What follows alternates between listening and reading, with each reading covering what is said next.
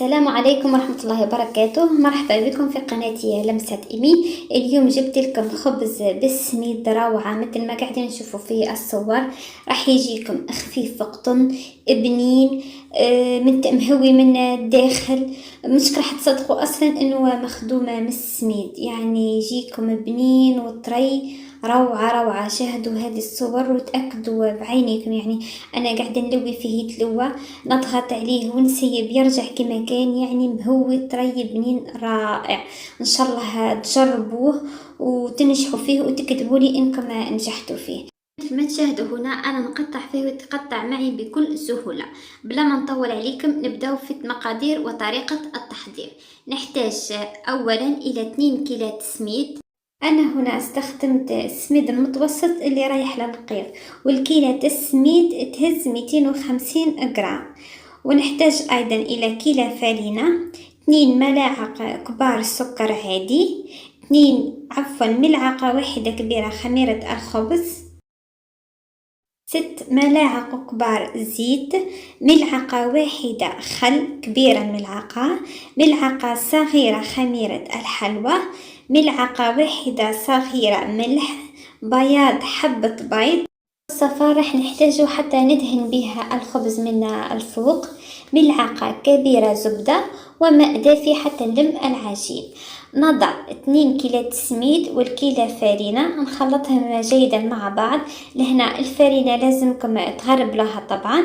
نضيفوا عليهم مغرف سكر ومغرف خميرة الخبز ونمزج الكل جيدا، يعني حتى تحسوا انه كامل المكونات اندمجت مع بعض.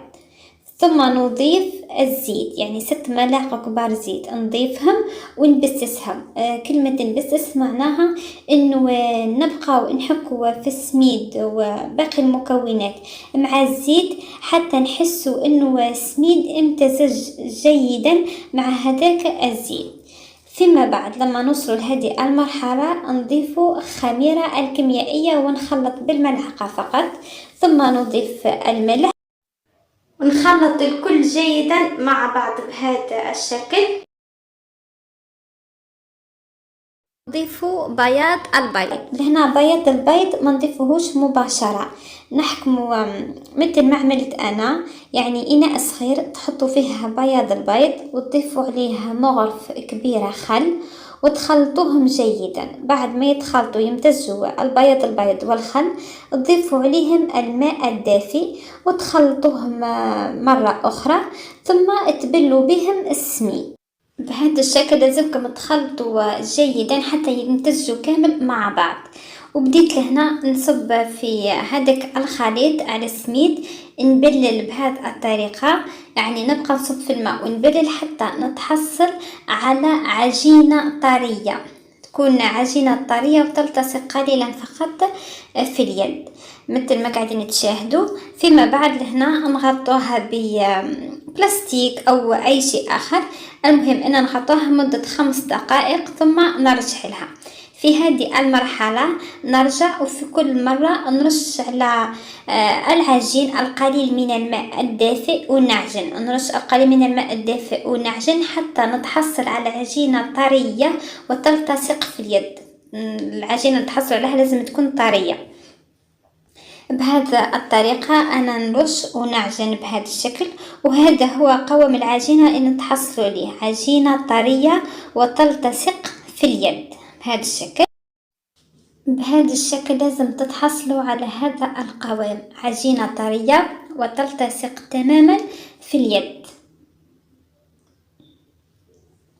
لهنا لما تتحصلوا على هذاك القوام تضيفوا مغرف الزبدة اللي تكون بدرجة حرارة الغرفة، ونبقى ندلكوا في العجين حتى ندخلوا كامل الزبدة في العجين، يعني الزبدة تختفي تماما في العجين ونتحصلوا على هذه النتيجة مثل ما قاعدين تشاهدوا. أنا قاعدة نلوي فيها وهذا هو القوام اللي انتم لازم تتحصلوا عليه. المرحلة الموالية انكم تاخدوا صفار البيض اللي كنا خليناه سابقا ونضيفوا ليه ملعقة زيت ونحرك جيدا حتى يمتزج صفار البيض مع ملعقة الزيت.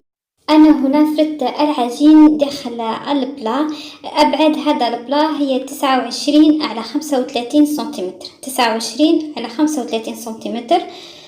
فردته في داخل البلا. فيما بعد دهنته بخليط اللي سبقنا وحضرناه نتاع صفار البيض وملعقة الزيت. فيما بعد رشيت عليه حبة السينوج فقط للتزيين وحطيته يخمر. وفي نفس الوقت شعلت الفرن يسخن على أقصى درجة، وبعد ما يخمر حطوه يطيب أيضا على نفس درجة الحرارة، يعني أقصى درجة. وهذا هو شكله بعد ما طاب، أحمر رائع يشهي بالفعل. لهنا أنا قلبته على الوجه حتى يبرد، يعني تقلبه فوق ترشون على الوجه تاعو حتى يبرد. فيما بعد تقوموا بتقطيعه، راح تشوفوه كيف ما يتقطع بكل سهولة.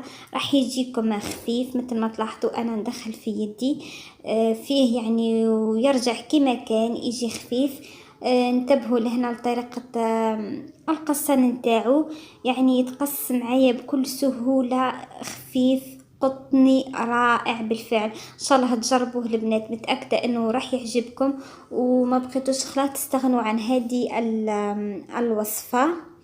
شوفوا لهنا انا نضغط عليه ويرجع كما كان يتلوى معايا يعني بكل سهولة.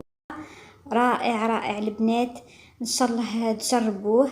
انتبهوا لهنا انه جاي من الداخل مهوي، شوفوا كيف ما جاي من الداخل مهوي قطني. يعني هذا من اروع الوصفات اللي نطيب بها الخبز، وانا معتمدتها في معظم الاحيان.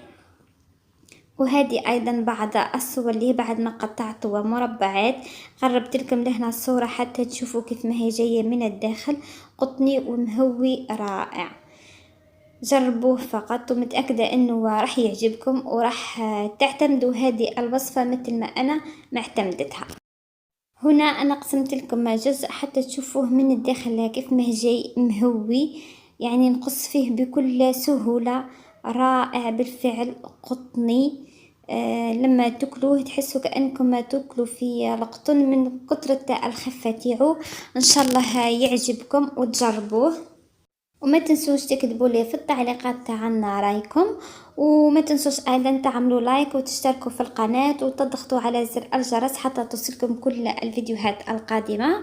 والان مبقى لي غير نقول لكم الى اللقاء، نتلاقاو الفيديو القادم ان شاء الله.